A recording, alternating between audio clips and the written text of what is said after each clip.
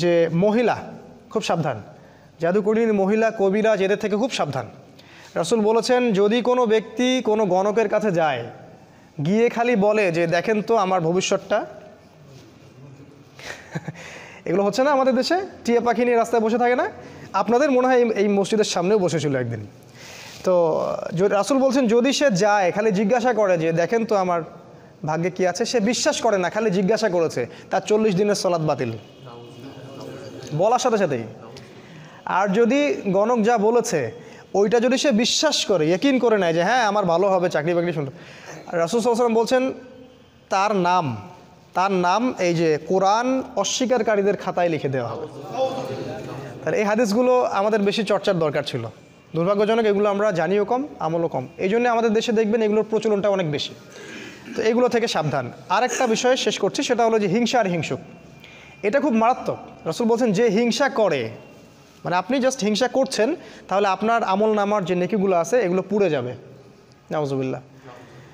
রাসূল বলেছেন যে হিংসা করে, হিংসা তার নেক আমলগুলোকে খেয়ে ফেলে, ঠিক যেমন করে আগুন কাঠকে খেয়ে ফেলে, ঠিক এইভাবে নেক আমলকে হিংসা খেয়ে ফেলে। সো আমরা হিংসা থেকে দূরে থাকব। হিংসা আর ঈর্ষা কিন্তু এক জিনিস নয়। হিংসা হচ্ছে যে তোকে আল্লাহ যা দিয়েছে সেটা ধ্বংস হয়ে যাক, খারাপ নেগেটিভ জিনিস চিন্তা করা। আর ঈর্ষা হচ্ছে যে আমিও যদি ওই লোকটার মতো আল্লাহর পথে দান করতে পারতাম, আমিও যদি ওই লোকটার মতো আল্লাহর পথে মানুষকে দাওয়াত দিতে পারতাম বা ভালো কিছু বলতে পারতাম, আমি কোরআনে জ্ঞান পাইতাম, এগুলো ঈর্ষা জায়েজ। আল্লাহ রাসূল বলছেন দুইজন ব্যক্তির ক্ষেত্রে ঈর্ষা জায়েজ, যাকে আল্লাহ সম্পদ দিয়েছেন এবং সে দিন রাত আল্লাহর পথে খরচ করে, এই ব্যক্তিকে দেখে ঈর্ষা করা জায়েজ যে আল্লাহ আমাকে দিলে আমিও ইনশাল্লাহ করতাম। আরেক ব্যক্তিকে দেখে জায়েজ, সে ব্যক্তির কাছে জ্ঞান আছে, কোরআন সুন্নাহর জ্ঞান আছে এবং সেই জ্ঞান দিয়ে সে মানুষকে ভালো কিছু শেখায়, এটা তার জন্য ঈর্ষা করা জায়েজ। আর হিংসা অন্য জিনিস, নেগেটিভ থট, সেটা হচ্ছে মানুষকে তোরটা ধ্বংস হয়ে যাক, এটা ঈর্ষা, হিংসা। আরেকটা হলো হিংসুক, এটা থেকে খুব সাবধান। আপনি হয়তো ঈর্ষা করছেন না কিন্তু ঈর্ষার শিকার হতে পারেন। আপনি হিংসা করছেন না কিন্তু হিংসার শিকার হতে পারেন। আর বিশ্বাস করেন আমার কথা, এটা ইসলাম বিরোধীদের মধ্যেও যেমন আছে, ইসলামপন্থীদের মধ্যেও তেমন আছে। হিংসার ছড়াছড়ি, ভিতর থেকে সবাইকে নিজের ভাই বলে বিশ্বাসই করতে পারতেছে না কেউ। হিংসা আছে, এটা আপনি তো দেখতে পাচ্ছেন না। তো এটা থেকে প্রোটেকশন কি করবেন, কি পদ্ধতিতে আপনি এটা থেকে প্রোটেকশন করবেন? যাদের নাই তো আলহামদুলিল্লাহ, তাদের তো কলবুন সালিম, তার হৃদয় তো অনেক প্রশান্ত। যেমন একজন সাহাবী সম্পর্কে রাসূল বলেছেন ওই সাহাবী জান্নাতে যাবে, তাকে ইনভেস্টিগেট করে দেখা গেল সে তেমন কোনো আমলই করে না, খালি ফরজ ওয়াজিবের উপর আমল করে। তিনি তাকে ডাকলেন যে তুমি কি এমন আমল করো? আরেকজন সাহাবী তাকে জিজ্ঞেস করলেন তুমি কি এমন আমল করো? রাসূল বলেছেন তুমি জান্নাতে যাবে। তিনি বলেছেন যে আমি আসলে ভাই এত তো আমল করি না, যা ফরজ ওয়াজিব আপনারা করেন সেটাই করি। আমি রাত্রে যখন ঘুমাই সবাইকে মাফ করে দিয়ে ঘুমাই। তো চাচা যদি এটা এরকম হতে পারেন তো আলহামদুলিল্লাহ, আল্লাহ পাক তৌফিক দান করুন, সহজ করুন। কিন্তু যদি কেউ আপনার উপরে হিংসা করে আপনি কি করবেন? আপনি তো বুঝতে পারবেন না। প্রোটেকশন হচ্ছে এই সূরা ফালাক, আপনি দিনরাত সূরা ফালাক পড়েন, হিংসুকের হিংসা থেকে ইনশাল্লাহ বেঁচে থাকবেন। আর লাস্ট যেটা, সেটা হলো ওয়াসওয়াসা। এই ওয়াসওয়াসা যেটা কুমন্ত্রণা, এটা একটা রোগ। ডক্টররা অনেক নাম দিয়েছে, কোরআন বলেছে ইউওয়াসউইসু ফি সুদুরিন নাস, হৃদয়ের মাঝে ওয়াসওয়াসা দেয়। দেখবেন যখনই নামাজে দাঁড়াবেন আপনি বুঝতে পারবেন যে ওয়াসওয়াসা শুরু হয়ে গেছে। এমন অনেক ঘটনা নামাজে মনে পড়বে যেটা আপনার কখনো মনেই ছিল না, ঠিক আছে, সারা জীবনে মনে ছিল না। তো এই ওয়াসওয়াসা থেকে বাঁচার বুদ্ধি হচ্ছে সূরা নাস।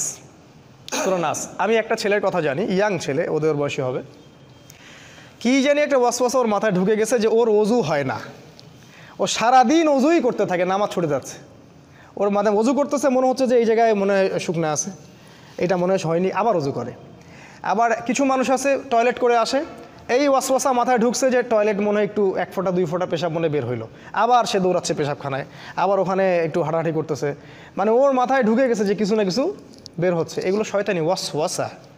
ওয়াসওয়াসা, আপনি ব্যাপারগুলোকে নর্মালি নিতে হবে, কিন্তু নর্মালি নিতে পারবেন তখনই যখন সূরা ফালাক নাসের উপর আমল করবেন, ঠিক আছে? এগুলো ওয়াসওয়াসা। আরও ওয়াসওয়াসা আছে, যেমন আমাদের হৃদয়ের মধ্যে অনেক সময় অনেক চিন্তা আসে, এগুলো কমন, এটা নিয়ে আপনি উদ্বিগ্ন হবেন না। রাসূলের কাছে সাহাবীরা বলেছিলেন যে আমাদের মাঝে এমন অনেক চিন্তা আসে যেগুলো প্রকাশ হওয়াটা আমরা কষ্টকর মনে করি। রাসূল বলেছেন এটা হচ্ছে ঈমানের লক্ষণ, এটা ঈমানের লক্ষণ। যখন এরকম কোনো ওয়াসওয়াসা আসবে আপনি বলবেন আমানতু বিল্লাহি ওয়া রাসূলিহি, আমানতু বিল্লাহি ওয়া রাসূলিহি। এই হলো সূরা ফালাক নাসের সংক্ষিপ্ত আজকের আলোচনা। অনেক আলোচনা করার ছিল, যেহেতু আপনাদের ধৈর্যচ্যুতি হবে, শেষ একটা হাদিস বলে আমি শেষ করছি। সেটা হলো যে রাসূল সাল্লাল্লাহু আলাইহি ওয়াসাল্লাম বলেছেন যে আল কোরআন হুজ্জাতুন লাকা আও আলাইকা। এই হাদিসটা যদি মনে রাখি আমাদের যথেষ্ট। তিনি বলেছেন এই কোরআন, অর্থাৎ এই কোরআন কিয়ামতের মাঠে তোমার পক্ষে অথবা বিপক্ষে আল্লাহর কাছে বিচার দিবে বা সাক্ষী দিবে, হয় পক্ষে না হলে বিপক্ষে। তাহলে এখন আমরা ঠান্ডা মাথায় ভাবি যে কি করলে কোরআন আমাদের পক্ষে সাক্ষী দিবে আর কি করলে আমাদের বিপক্ষে সাক্ষী দিবে। আর বিশ্বাস করেন, কোরআন যার বিপক্ষে সাক্ষী দিবে তার নাজাতের কোনো পথ নাই। আরেকটা হাদিস রাসূল সাল্লাল্লাহু আলাইহি ওয়াসাল্লাম বলেছেন, ইন্নাল্লাহা ইয়ারফাউ বিহাদাল কিতাবি আকওয়ামান, আল্লাহ পাক বহু সম্প্রদায়কে এই বইয়ের দ্বারাই উন্নত করেন, মর্যাদামণ্ডিত করেন। ওয়া ইয়াদাউ বিল আখারিন, আর অসংখ্য সম্প্রদায়কে আল্লাহ পাক এই বই না মানার কারণেই অপদস্থ করেন। আল্লাহ পাক আমাদের সবাইকে কোরআনের কাছে ফিরে আসার তৌফিক দান করুন, আমাদেরকে এই ধারাবাহিকভাবে কোরআন শেখার আল্লাহ পাক তৌফিক দান করুন। আল্লাহ পাক কোরআনের মাধ্যমে আমাদের হায়াতে রিজিকে বারাকা দান করুন, আমাদেরকে দৃশ্য অদৃশ্যের সমস্ত বিপদ আপদ থেকে আল্লাহ পাক বাঁচিয়ে রাখুন। আমাদের বাচ্চা এবং নেক্সট প্রজন্মদেরকে আমরা যেন কোরআনের আলোয় আলোকিত করতে পারি এবং ওদেরকে শেখাতে পারি, সেই তৌফিক আল্লাহ পাক দান করুন। নিয়মিত কোরআন তেলাওয়াতে তৌফিক দান করুন এবং আল্লাহ পাক আমাদের হালাল রুজিকের পথ করে দিন। সূরা ফালাক এবং নাসের উপর আমল করার তৌফিক আল্লাহ পাক দান করুন। সবাই একটু দোয়া পড়ি। সুবহানাকা আল্লাহুম্মা ওয়া বিহামদিকা নাশহাদু আল্লা ইলাহা ইল্লা আনতা নাস্তাগফিরুকা ওয়া নাতুবু ইলাইক। আসসালামু আলাইকুম ওয়া রাহমাতুল্লাহ।